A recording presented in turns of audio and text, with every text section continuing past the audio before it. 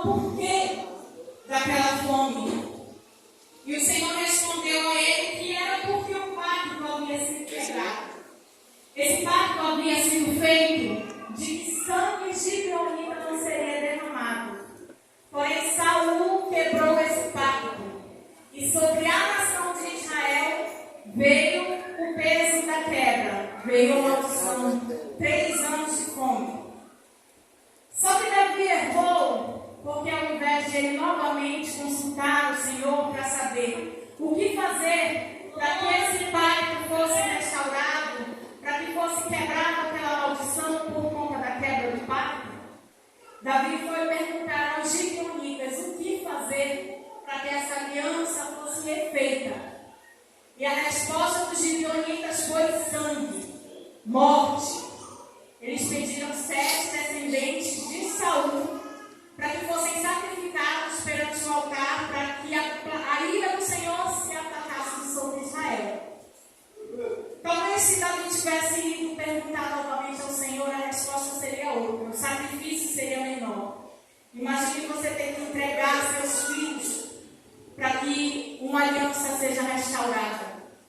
E Davi foi procurar descendentes de Saul.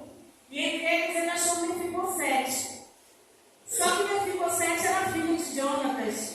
E Jonatas tinha um pacto com Davi. Davi jurou a Jonatas defender a sua descendência. Portanto, Davi não podia entregar Jonatas como sacrifício. E foram procurar, e dentre os descendentes que restavam de Saul, foram pegos 2 filhos de Rispa, filha de Aiá, como o versículo fala, e 5 filhos de Mical.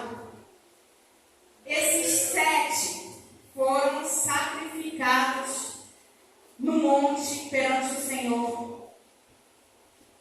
E Rispa, é aí que eu quero entrar na minha ministração dessa noite. Rispa se levantou como mãe e durante muitos dias ela velou pelo corpo dos seus filhos.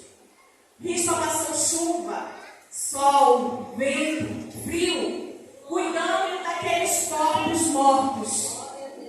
Imagine você, uma mulher, ficar vigiando pessoas mortas, fedendo, porque o corpo humano fede. E aquela mulher ficou ali vigiando aqueles filhos, para que os animais não viessem devorar o corpo deles, guardando, mesmo mortos, aqueles filhos tinham um valor para aquela mulher.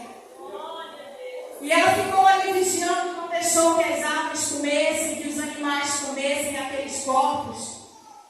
E quando Davi soube disso, Davi se comoveu muito de saber o tamanho do amor daquela mãe, do cuidado daquela mãe pelos seus filhos. E ele decretou que fossem enterrados aqueles corpos. E os corpos dos filhos de Mical e de Rispa foram enterrados juntos com os ossos de Saul e Jonatas. Foi ali que a ira do Senhor se atacou sobre Israel e a fome cessou. E a paz entre gibeonitas e israelitas voltou. O que eu quero te dizer nessa noite? Essa mensagem, primeiramente, ela tocou o meu coração como mãe. Eu sou a responsável de orar, de vigiar pela vida dos meus filhos, para que as aves de rapina, as feras do campo não os devorem. Por mais que os seus filhos estejam espiritualmente mortos, porque se eles não estão diante da presença do Senhor, eles estão espiritualmente mortos. Você pode estar vendo eles mortos, as pessoas podem dizer, é um drogado, é um viciado, não tem mais jeito. Mas você, como mãe, não pode desistir de velar por eles. Você, como mãe, como pai, não pode nem um dia deixar de apresentar eles diante do Senhor. Porque se você fizer isso, as aves vêm agora de uma vez. Se você deixar de orar, de clamar por um filho seu, os demônios vão tirar a semente que você plantou um dia. Portanto, está sobre a tua vida a obrigação de cobrir e guardar. Ainda que esteja todo mundo dizendo que está morto, que está fedendo, que não tem mais jeito, é minha e sua responsabilidade de guardar a vida deles, de guardar a alma deles em oração. Porque um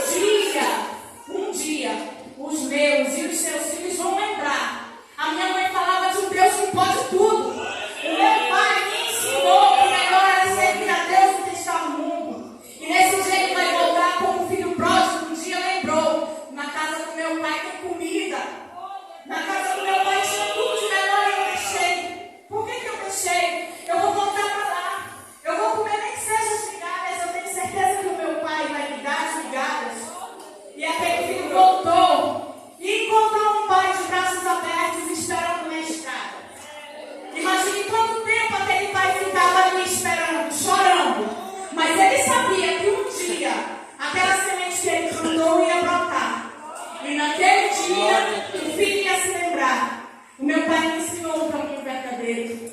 O meu pai me ensinou como era viver de verdade, uma vida de santidade. E eu vou voltar para lá. Nem que seja um restinho, mas eu quero estar perto do meu pai. Eu quero voltar a viver tudo que eu vivi. Quantos dos nossos filhos durante a infância participaram do círculo de oração, do coral de crianças, do coral de jovens, e hoje se perderam no mundo? Uma coisa eu quero te dizer. Um dia, e esse dia está muito perto, porque nós estamos vivendo tempos de guerra. Tempos de guerra espiritual, em que nós temos que estar todos os dias em constante oração, porque a volta do Senhor ela está muito próxima. E esse tempo agora, eu e você devemos nos levantar com mais força ainda, para que os nossos filhos a tempo cheguem aos pés do Senhor, voltem a lembrar daquele tempo em que eles cantavam no coral. Eu tenho essa esperança. Essa é a minha oração ao Senhor. Um dia o meu filho vai lembrar, minha mãe me levava para a igreja. O que eu estou fazendo hoje é errado, mas a minha mãe não me ensinou isso.